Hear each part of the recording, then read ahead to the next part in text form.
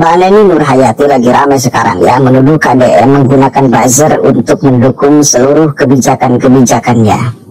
Jadi anggaran pemangkasan dari 50 miliar untuk media menjadi 3 miliar, dipangkasnya 47 miliar itu tak guna. Kenapa? Karena bukan dipakai untuk kepentingan publik, bukan dipakai untuk kepentingan masyarakat, tetapi dipakai untuk kepentingan membayar buzzer. Selama ini nih kalian nih yang membela KDM itu bukan murni karena keluar dari hati nurani, bukan karena ingin penataan perubahan di Jawa Barat, tetapi karena dibayar oleh KDM. Benarkah demikian? Dan KDM malah menantang Mbak Neni, silahkan laporkan. Seandainya ada keuangan provinsi dipakai untuk membayar buzzer, terbuka kok. Minta aja buku catatannya di provinsi, keuangan provinsi, monggo Mbak Neni ya, mencatat satu. Ketika KDM menjawab beberapa netizen, misal Eko, misal Ruli, termasuk Mbak Neni ini, bukan berarti beliau anti kritik, tetapi menjawab kritik. Bedakan ya antara anti kritik dengan menjawab kritik. Mbak Neni itu nggak tanggung-tanggung, ngomongnya bukan jangan-jangan membayar buzzer, nggak pakai jangan-jangan, tapi seolah-olah sudah pasti ini membayar buzzer. Ini kan tuduhan mesti dibuktikan dan memang harus dikonfirmasi oleh gubernur. Ya, ini coba dengarkan bersama-sama nih. To be honest teman-teman semua, saya cukup geram dengan siapapun kepala daerah yang melakukan pencitraan secara berlebihan.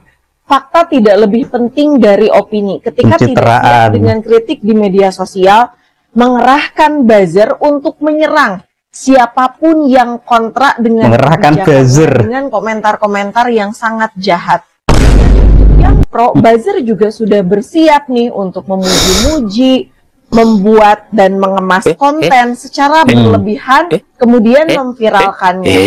Katanya sih penghematan anggaran belanja media, tetapi tidak penghematan namanya jika hanya sekedar mengalihkan dari yang tadinya anggaran belanja media ini untuk membayar buzzer yang bekerja melalui akun-akun anonim dengan buzzer yang cukup besar. Dan semua itu didesain teman-teman, termasuk juga untuk warga yang memberikan testimoni, sehingga seolah-olah pro dengan kebijakannya, yang itu kebijakannya menandakan tidak ada pertentangan dengan rakyat. Toh rakyat juga setuju-setuju aja dengan kebijakan tersebut. Ketika diberikan kritik gitu ya, yang memberikan kritik kemudian dianggap ini hanya sekedar teori aja, tidak membumi, tidak dekat dengan rakyat kecil, padahal kita sadar bahwa kita sendiri juga adalah rakyat. Kemudian kita melihat ketika ada pengamat politik yang menyampaikan kritik, menyampaikan saran, itu dianggap kita tidak memberikan dampak apapun karena hanya sekedar omon-omon aja gitu. Padahal di era keterbukaan informasi, emang masyarakat ini sudah semakin cerdas dan semakin melek terhadap politik. Dan ketika di media sosial itu sudah sulit untuk dibendung, maka ya wajarlah ketika muncul adanya yang pro dan ada juga yang kemudian yang kontra. Yang pengamat politik ketika memberikan kritik dianggap tidak dekat dengan rakyat, padahal kita sudah banyak melakukan dialog, melakukan penelitian, melakukan dialog dengan anak-anak muda, mengadakan kegiatan, merangkul perempuan, disabilitas, teman-teman masyarakat adat. Tetapi ketika kita tidak ada buktinya gitu ya, kemudian tanpa pencitraan, ya dalam senyap, ya kita dianggap seolah-olah kita tidak melakukan apa-apa. Mantan Presiden Amerika Serikat John F. Kennedy itu pernah menyampaikan, bangsa yang demokratis itu tidak perlu takut dengan rakyatnya yang bebas berpendapat untuk menilai sebuah kebenaran dari penyelenggara negara secara terbuka. Karena tanpa kebebasan berpendapat, demokrasi ini akan mati, demokrasi ini tidak akan hidup gitu. Jadi ketika mengkritik pejabat publik, justru harusnya bersyukur. Kenapa? Karena masih ada nilai-nilai demokrasi, dan itu adalah salah satu bentuk meaningful participation atau partisipasi bermakna dari masyarakat yang masih punya kepedulian terhadap kondisi daerahnya. Almarhum Buya Syafi'i Ma'arif pernah menyampaikan, menjadi pemimpin itu memang cukup berat, tetapi mulia dan menantang, apalagi menjadi pemimpin di abad media sosial, di abad huru-hara yang syarat dengan kegaduhan. Kritik saat ini tentu saja akan banyak sekali disampaikan melalui media sosial, apalagi untuk kepala daerah dan pejabat publik yang sangat aktif di sosial media. Jadi ketika ada yang mengkritik, saya berharap tentu nggak baper gitu ya. Dan seolah-olah memang ketika ada yang kontra itu ada penyerangan gitu kepada kepala daerah. Tidak.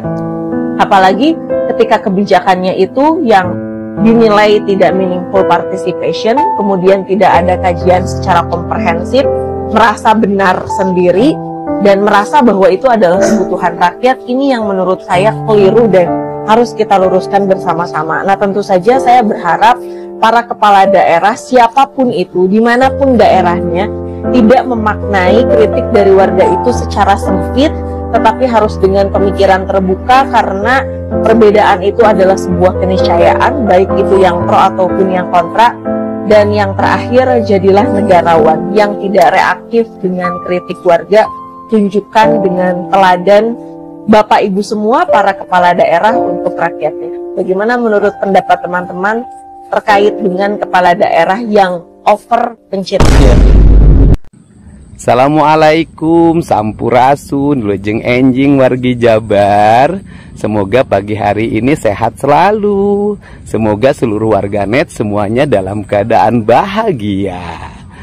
Pagi hari ini saya menyampaikan ya, karena ini berkembang di media sosial, ada yang menyampaikan bahwa tidak ada artinya pemangkasan anggaran media 47 miliar, kemudian ternyata uangnya digunakan untuk bayar para buzzer. Saya sampaikan ya, silahkan dicek di anggaran Provinsi Jawa Barat, di Dinas Informasi Komunikasi, ada nggak sih anggaran untuk bayar para buzzer. Kalau Anda menemukan, silahkan dilaporkan saja ke aparat penegak hukum.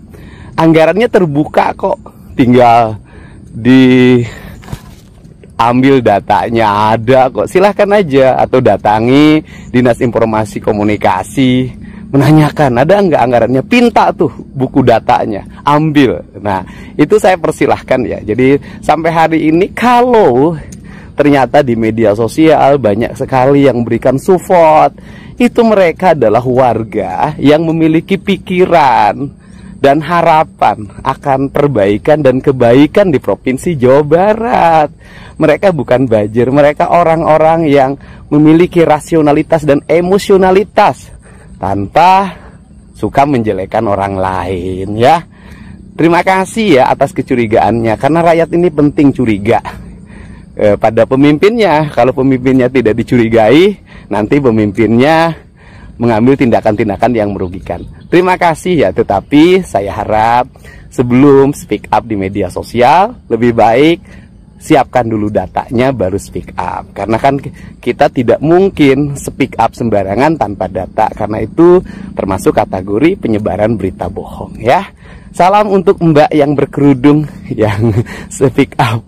Saya menggunakan dana APBD untuk bayar buzzer. Terima kasih Mbak, semoga Mbak sehat, berkah bersama keluarganya, dan mudah-mudahan dibiasakan hidup tidak berbohong di depan umum. Hatur nuhun. Silakan, menurut kalian seperti apa sebagai masyarakat Jawa Barat? Yang saya lihat memang banyak sekali yang membela KDM, mau di akun TikTok, mau di YouTube, mau di Instagram, mau di Facebook, banyak sekali. Apakah kalian digerakkan oleh uang, atau kalian digerakkan oleh hati nurani kalian demi untuk Jawa Barat? Monggo. Dan oke lah, yang paling jelas itu tuh KDM menantang dan ini silakan, jangan menyebar hoax. Seandainya memang tidak ada keuangan provinsi untuk membayar buzzer, Anda jangan tebar hoax, jangan racuni pikiran orang-orang Jawa Barat dengan kotornya pikiran Anda. Nah kita kayak gini tuh, ngomong kayak gini tuh, dibayarnya, dikerahkan, enggak, sama sekali enggak. Karena kita melihat di diri KDM itu ada spirit untuk memperbaiki Jawa Barat dari semua aspeknya, ya, dari alamnya atau masyarakatnya. Itu aja saya kira. Jadi jangan tuduh aneh-aneh. Seandainya ada yang mengkritik KDM lalu kita bersuara, kita katakan menyerang, ya sama aja. Kalian kan melontarkan pendapat, kita melontarkan pendapat sebagai sama-sama masyarakat, kan sah-sah saja. Kenapa seolah-olah kita nggak boleh mengeluarkan pendapat? Kalian boleh mengeluarkan pendapat? Boleh dong, ya begitu Mbak Neni. Jadi jangan selalu menuduh bahwa kami ini bergerak, kami ini berucap atas dasar bayaran, bukan atas dasar kesadaran kecintaan kepada Jawa Barat. Buktikan tuh, ditantang oleh KDM, jangan tebak hoax di Jawa Barat. Dan ini saya dulu pernah kritik Mbak ini juga nih.